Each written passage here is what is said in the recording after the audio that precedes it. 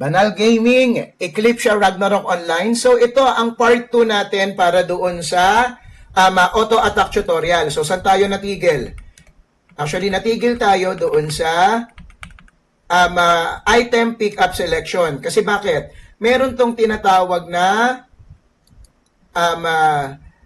kung ano yung gusto mo lang na item na pick upin, pwede mo siyang i-add. Actually ito, add an item. So pag in-add mo siya, ang gagawin mo lang, example, who drops Illunium. Kunwari, ang gusto mo lang talaga is Illunium lang talaga ang ano. Ay, sorry. Who drops Illunium. So, lalabas yan dito kung asan ano ang ID number ng Illunium. So, example, ito, Illunium.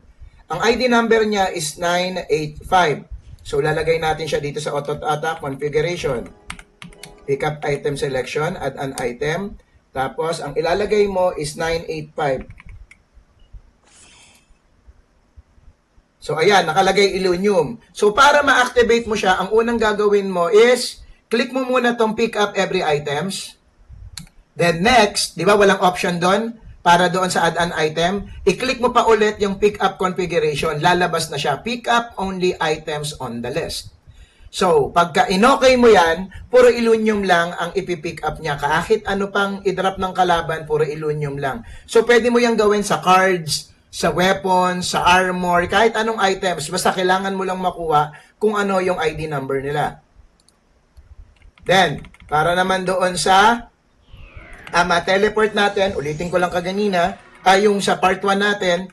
So, ito pong number 1 is pwede kang mag-set kung ilan ang HP, minimum HP. Pagka emergency na, pwede siyang mag-tele. So ako, nilalagay ko 30%. So pag 30% buhay mo, magte-teleport siya. Next, kapag naman walang monster na makita, ilang segundo.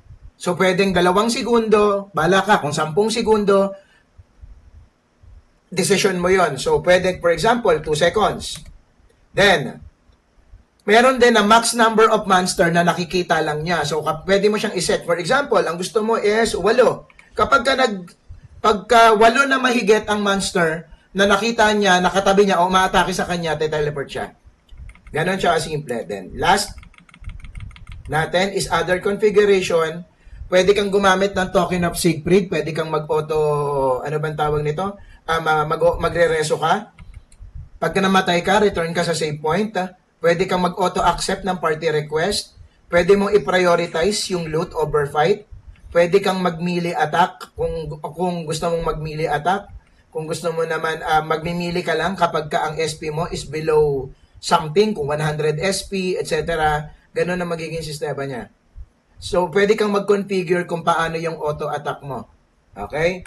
So, return. So, ganun lang siya kasimple. Para lang siyang bot, actually, na ano bang tawag nito?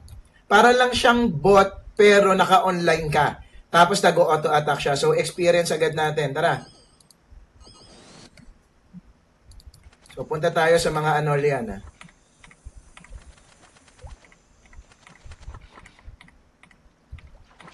Tagala.